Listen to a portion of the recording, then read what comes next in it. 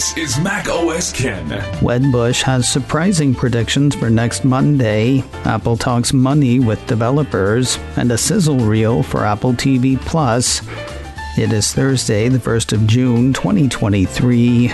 I'm Ken Ray, and this is news from macOS Ken, brought to you by yours truly and sponsored by BetterHelp. Online therapy.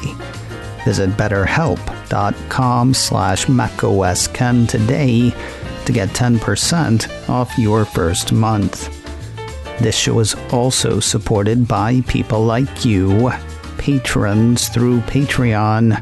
Find out more and add your support at patreon.com/macOSKen. A set of surprising expectations from Wedbush analyst Daniel Ives headed into the WWDC Keynote. Apple 3.0 ran part of a note he wrote Wednesday, starting with thoughts on the Cupertino company's anticipated mixed reality headset.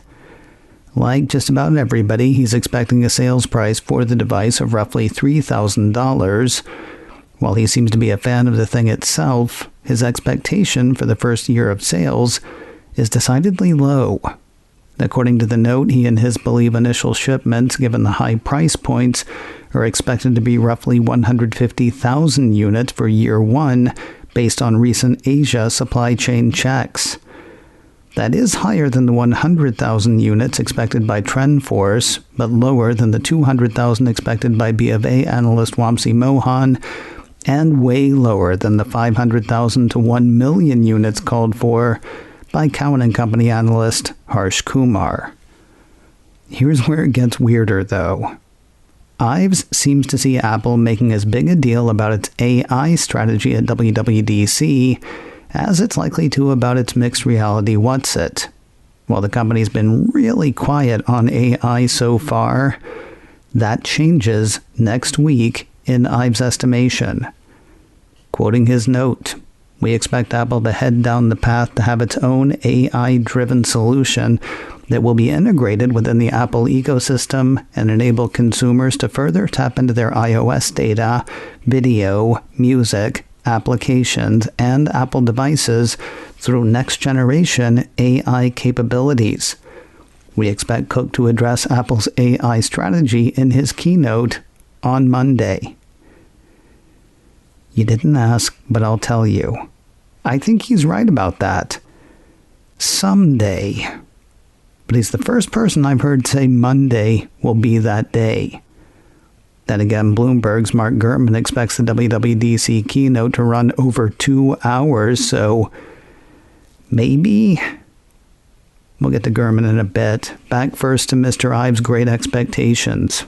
He wraps his note saying, Apple is in a massive position of strength heading into its anniversary iPhone 15 product cycle, supply chain issues normalizing, and finally a new reality headset on the docket.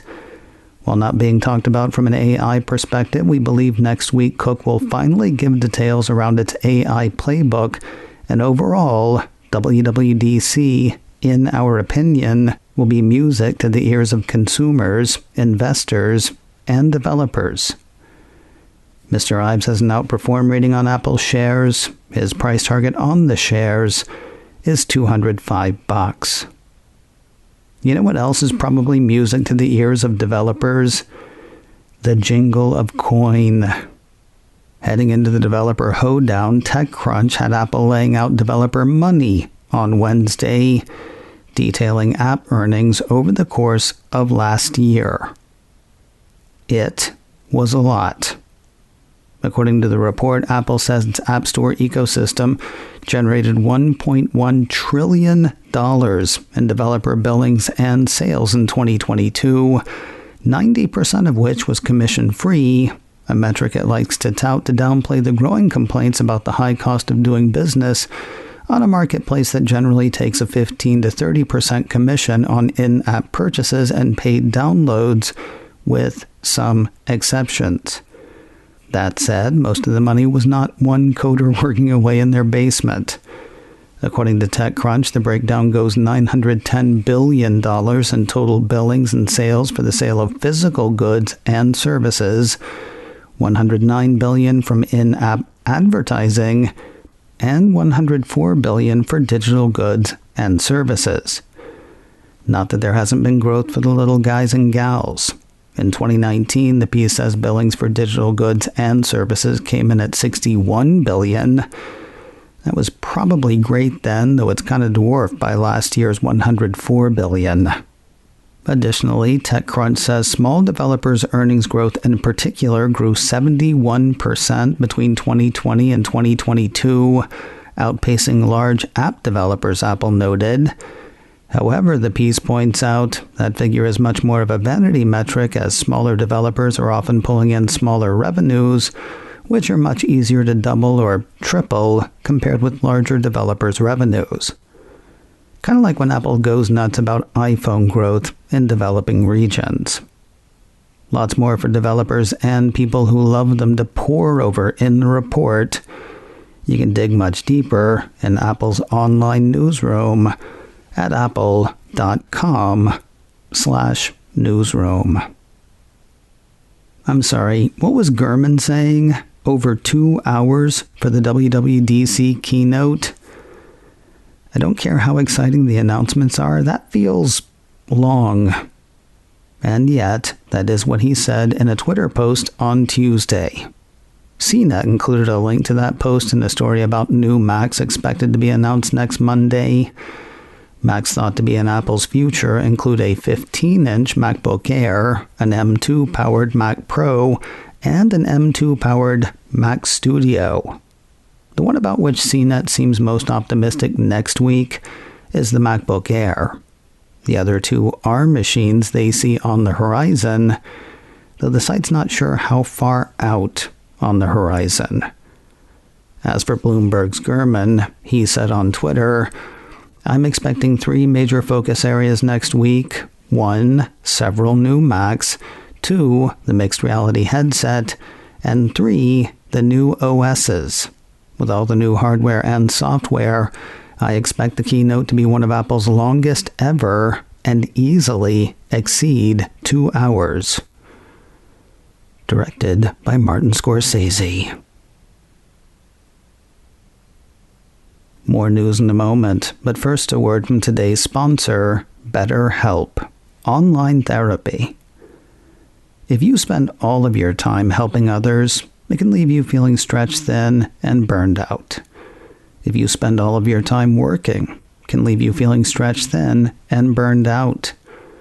If you spend all of your time volunteering, running the kids to various events, all of your time on any one thing, no matter how noble nor how important, can really take its toll. Finding balance is important, and BetterHelp can help. Every bit of BetterHelp happens online, designed to be convenient, flexible, and suited to your schedule. Just fill out a brief questionnaire to get matched with a licensed therapist, and if the therapist you find turns out to not be right for you, changing is easy and happens at no additional charge. I had that happen once with BetterHelp. Went from somebody with whom I really didn't mesh to someone who was better for me. If you are thinking of starting therapy, give BetterHelp a try. Find more balance with BetterHelp. Visit betterhelp.com/macOSken today to get 10% off your first month. That's BetterHelp, HELP.com/macOSken. BetterHelp.com/macOSken. The Big Bam beta parade continues. Mac Rumors ran a few pieces Wednesday saying Apple had seeded the second betas of iOS and iPadOS 16.6 to developers, as well as macOS Ventura 13.5 and tvOS 16.6. Is it my imagination, or do the betas for watchOS often run later than the rest? I wonder if Apple's making a joke. News today of a macOS exploit found by one Mr. Softy. Apple Insider says Microsoft on Tuesday published a new threat intelligence paper detailing a macOS vulnerability they call Migraine. With this vulnerability, attackers with root access on a machine can automatically bypass system integrity protection and perform arbitrary operations on that device. We'll go a bit deeper on this one's workings on checklist number 330 by Secure Mac. Look for that today wherever you get podcasts. In the meantime, good news. Protecting yourself from this one is pretty easy. Make sure your software is up to date. Apple Insider says Microsoft let Apple in on its findings early in May. The vulnerability was patched in Apple's mid-May updates. If your Mac operating system is up to date, you should be protected. As had been expected, Apple's Thunderbolt display and original iPad Air have landed on Apple's list of obsolete hardware. Products in that list have been off the market for 7 years or longer and are no longer eligible for service or repair from Apple nor Apple-authorized service providers. A piece from Mac Rumors says Apple stopped sales of both of those products back in 2016, which, it hurts my head to say, is 7 years ago. In addition to the obsolete, the report says Apple has moved the 5th generation iPad to its list of vintage products. Products deemed vintage are those that have been off the market for at least 5 years, but less than 7. Vintage products are eligible for service and repair, provided the necessary parts are available. And finally today, Apple TV Plus has dropped a sizzle reel featuring films and TV shows on the way.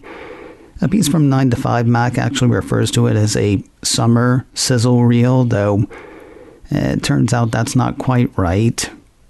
Clocking in at a little over a minute, the quick hit features such returning shows as The After Party, Foundation, Loot, The Morning Show, Physical, and Swagger.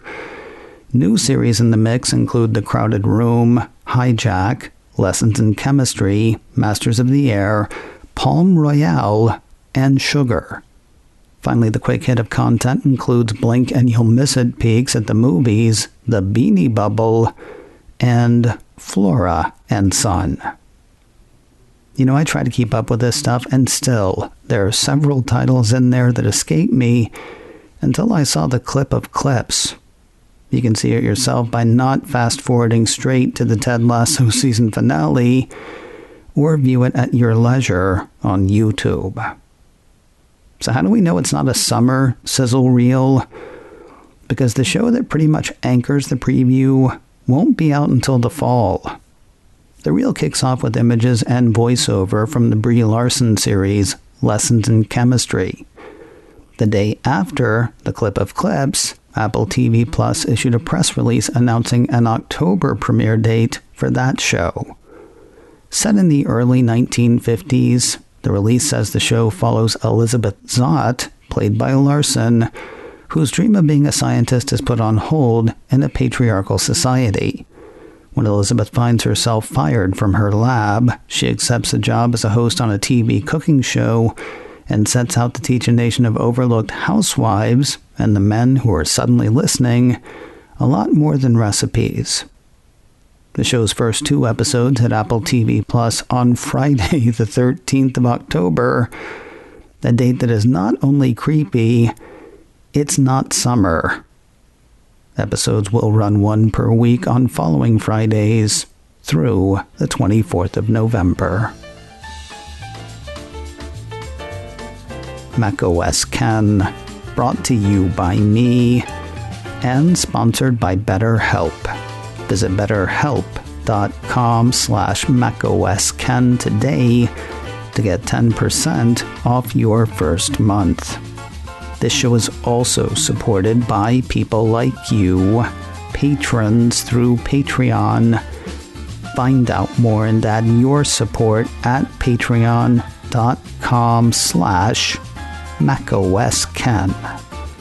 advertising handled by Backbeat Media, online at backbeatmedia.com. You can reach me a couple of ways. Info at macosken.com or call 716-780-4080. Until next time, that is news from macOS Ken. I'm Ken Ray.